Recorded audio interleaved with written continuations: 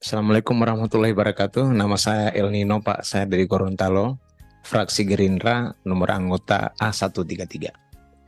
Pak Ketua yang saya hormati, Pak Ketua Forum, Pak Ketua Guru Honorer Negeri ya, GHN 10 plus yang saya hormati, serta teman-teman para guru semua, dan anggota Komisi 10 teristimewa. Sebenarnya ini masalah guru honorer ini sudah lama, dari tahun 2021 di 2 tahun lalu, atau ya awalnya kan 3 tahun lalu. Nah, kita sudah mengangkat ini. Pada tahun 2021 kita juga mengangkat ini dan menyampaikan kepada Pak Menteri. Walaupun waktu itu kami dijawab bahwa bukan hanya kewenangan kementerian satu, tapi ada 2 atau 3 kementerian yang menangani masalah ini. Pada saat itu ya gimana ya, waktu itu belum ada kampanye-kampanye. Kalau sekarang ada kampanye, Pak. Jadi kalau kita pro Bapak dianggap kampanye. Oh ya, kita nggak masalah lah dianggap kampanye. Pokoknya kita tulus aja lah untuk para guru honorer.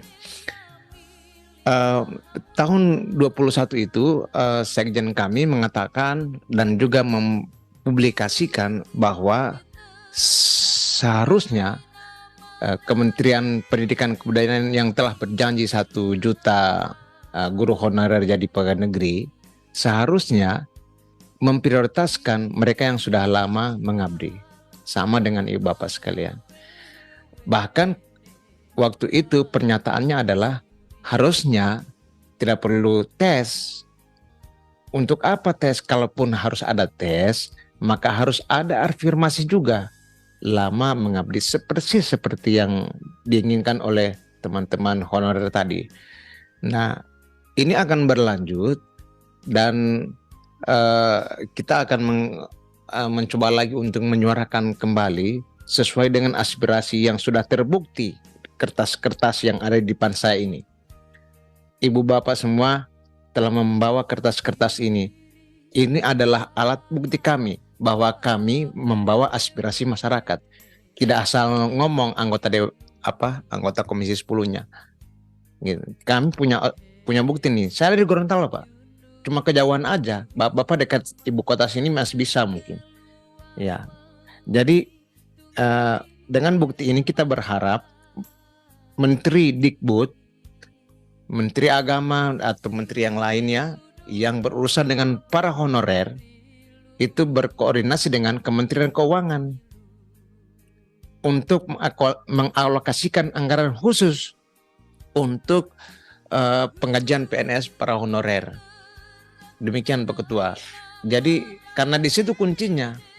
Selama ini kita mengaspirasikan kayak apapun kita berteriak, kalau di sana nggak oke, kita nggak dapat ini barang. Ya, sehingga ya selalu aspirasi dari daerah-daerah guru honorer. Saya wakil rakyat dari Gorontalo. Saya selalu dimintain untuk menyuarakan hal ini. Ya entah honorer apa saja ngomong sama saya. Gitu. Apalagi guru. Nah, ini kita berusaha sebisa mungkin untuk membuat aspirasi saudara-saudara ini betul-betul bisa tersuarakan dengan baik oleh anggota Komisi 10. Terima kasih Pak, terima kasih Ibu. Hidup guru. Assalamualaikum warahmatullahi wabarakatuh. Assalamualaikum warahmatullahi wabarakatuh. Masih ada ya? Mas Gaddafi juga mau? Enggak, Mas Gaddafi mau juga? Apa? Ya, kalau berarti saya perpanjang berapa menit nih? 15 menit aja ya, sampai jam 17.45. Jadi 3 menit ya? 3 menit silakan. Saya tambahkan. Silakan Mas Am. Bismillahirrahmanirrahim. Assalamualaikum warahmatullahi wabarakatuh. Pimpinan yang saya hormati, sahabat-sahabat semua, wabil khusus kepada pejuang pendidikan guru-guru honorer di atas 10 tahun yang dipimpin sahabat Yuda. Mudah-mudahan apa yang menjadi semangat penjenengan semua ini menjadikan motivasi buat kami, anggota Komisi 10 untuk terus tidak mengenal lelah memperjuangkan apa yang menjadi semangat panjenengan semua. Sebelumnya, pimpinan saya ingin bacakan pantun ini. Ke kali pergi memancing ikan, berjalan melewati pohon berduri. Selamat datang para pejuang pendidikan yang menjadikan negeri ini punya harga diri. Sahabat-sahabat semua, yang pertama saya memberikan apresiasi apa yang menjadi semangat sahabat-sahabat semua. Datang jauh dari berbagai daerah, dari berbagai macam provinsi. Tentunya apa yang menjadi semangatnya dengan semua ini bukan hanya keluar keringat, tapi juga pasti akan mengeluarkan dana yang tidak sedikit, apalagi yang datang dari Lampung sana. Oleh karenanya apa yang menjadi semangatnya dengan ini, tentunya ini juga akan menjadi catatan buat kami di Komisi 10. Terlebih-lebih besok kami akan rapat kerja dengan Kementerian Pendidikan. Nah, ini momentum yang sangat bagus sekali. Besok akan kami berikan langsung kepada Kementerian apa yang menjadi tanggung jawab kami sebagai anggota Komisi 10. Yang kedua, apa yang menjadi masukan dari sahabat-sahabat semua guru honorer, yaitu tentang ada berapa kriteria tentang afirmasi, ada yang di atas 10 tahun, 5-10 tahun, 3-5 tahun. Pada substansinya saya sangat setuju sekali mendukung hal ini.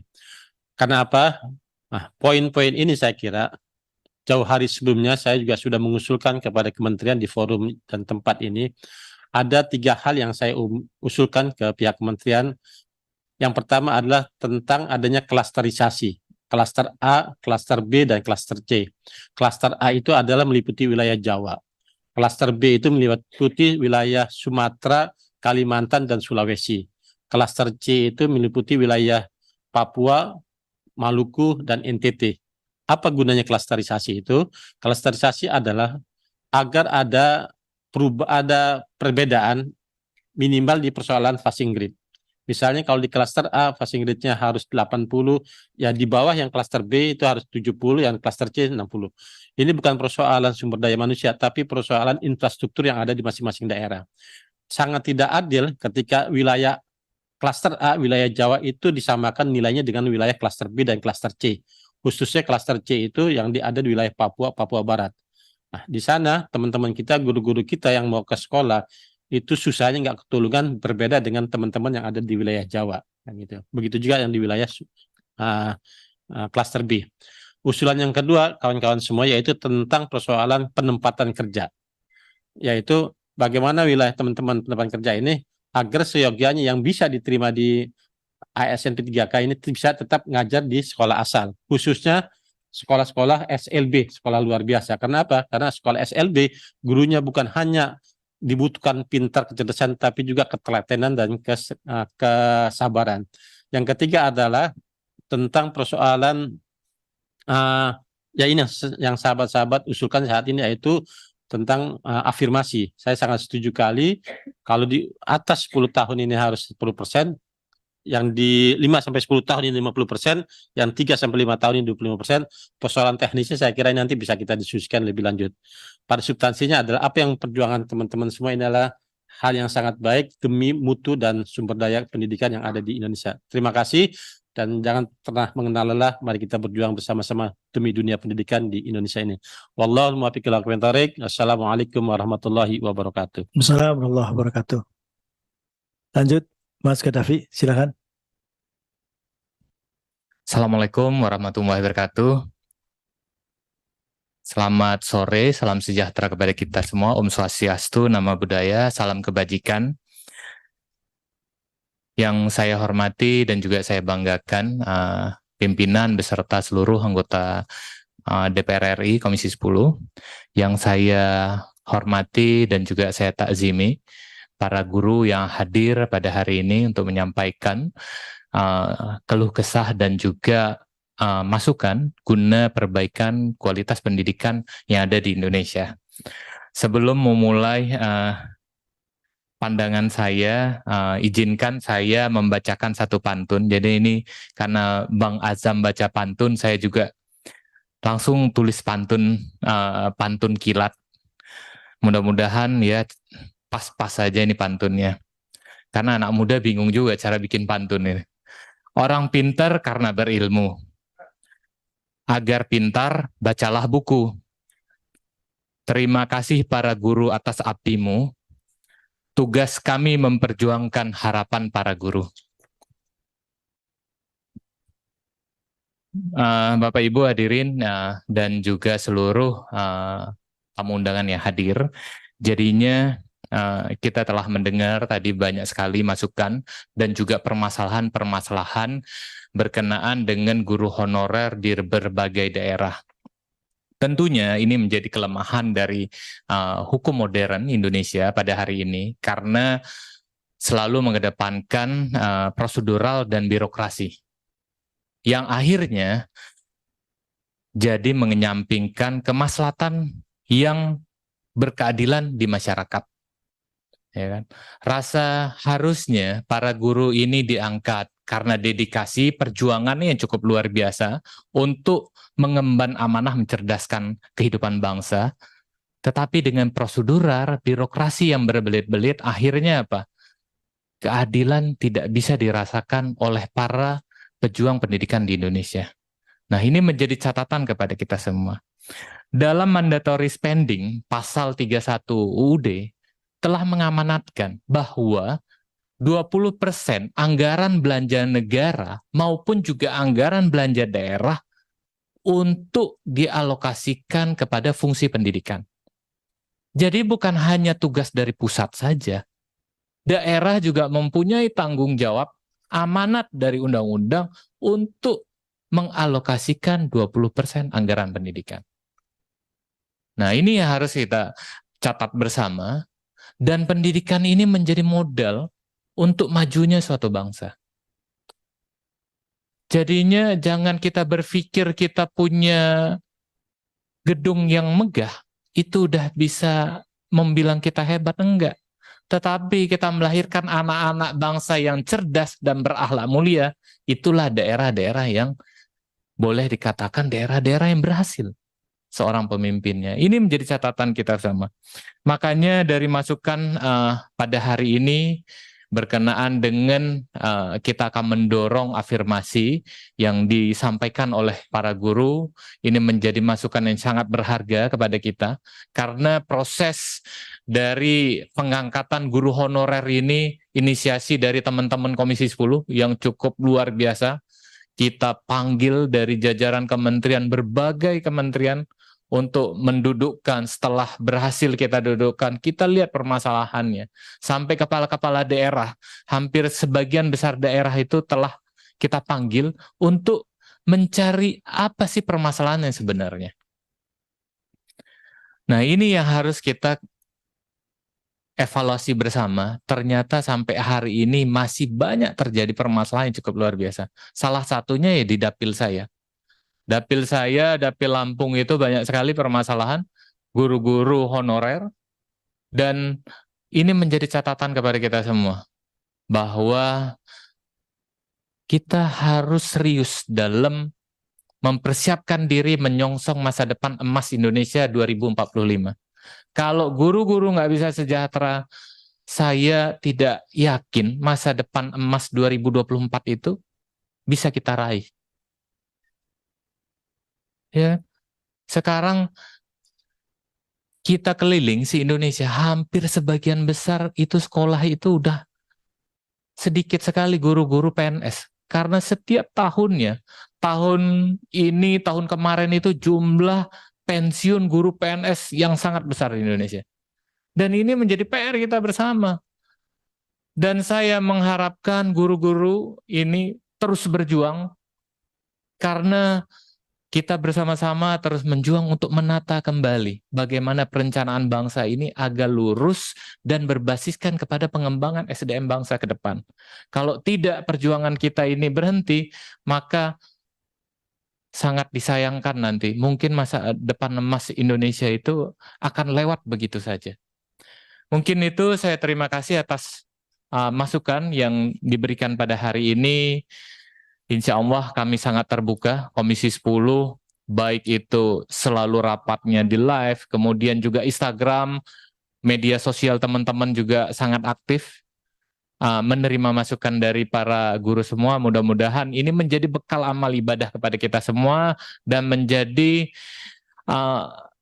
legasi kebaikan yang kita berikan kepada negara untuk masa depan Indonesia di masa yang akan datang.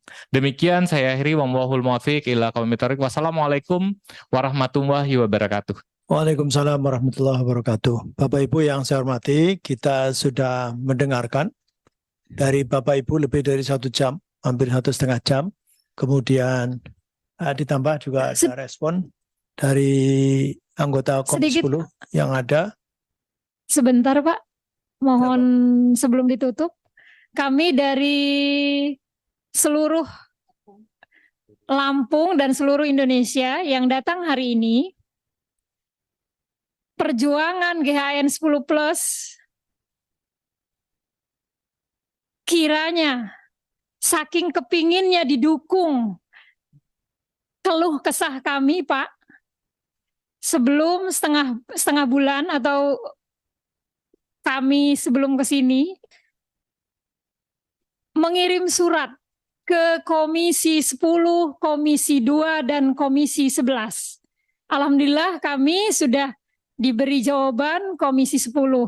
Maka jika boleh meminta untuk disampaikan ke Komisi 2 dan Komisi 11, karena kajian akademik kami sama seperti ini.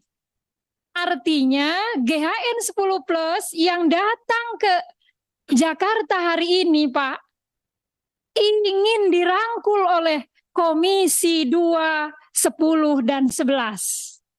Maka mohon agar kami jangan sampai sudah sampai rumah, ada jawaban lagi dari Komisi 2 dan Komisi 11 Pak. Artinya sampaikan Pak salam kami ke Komisi 2 dan Komisi 11 agar dengarkan suara hati kami. Ya. Agar kami pulang dengan tangan tengadah. Amin ya Rabbal Alamin. Itu saja sedikit Pak. Ya, terima kasih Ibu siapa tadi? Musfiro dari Kabupaten Pringsewu. Dari Kabupaten Pringsewu. Iya. Itu Lampung ya? Oke Pak.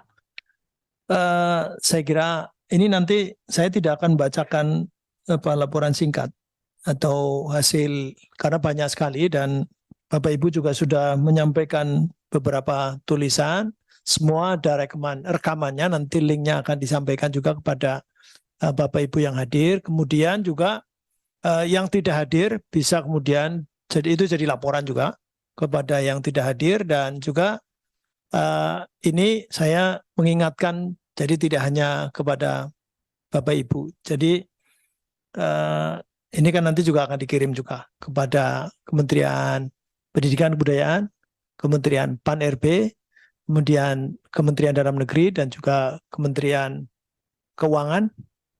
Jadi tidak perlu kemudian juga andaikan tidak usah ke sana, kita bikin linknya, kita kirim saja ke sana, maka ini hari ini. Jadi yang pertama memang bahwa honorer ini memang mau diakhiri tahun 2005 sesungguhnya. Dengan keluarnya PP 48 tahun 2005. Dan itu sudah disediakan anggarannya sampai 2009. Tapi faktanya memang tidak selesai. Sehingga terbit lagi PP nomor 56 tahun 2012. Yang tetap saja kalau yang sebelumnya itu namanya mengisi daftar pertanyaan. Nah kemudian pada PP 56 2012 ada tes kompetensi dasar. Tes kompetensi dasar. Jadi itu yang masih menyisakan. Dan ternyata mungkin ini sebagai laporan juga bahwa ada ibu yang diangkat honorer 1998 dan betul ya? Iya, artinya jadi K2 berarti mestinya teorinya K2 itu sudah selesai. Jadi kalau kemudian sampai sekarang jangan-jangan itu berarti ada kesalahan data baik mungkin di Bappenas atau di Kemenpan RB atau di Dapodik di milik Kemendikbudristek karena mestinya sudah selesai dan setelah melewati Undang-Undang 5 2014 tentang aparatur sipil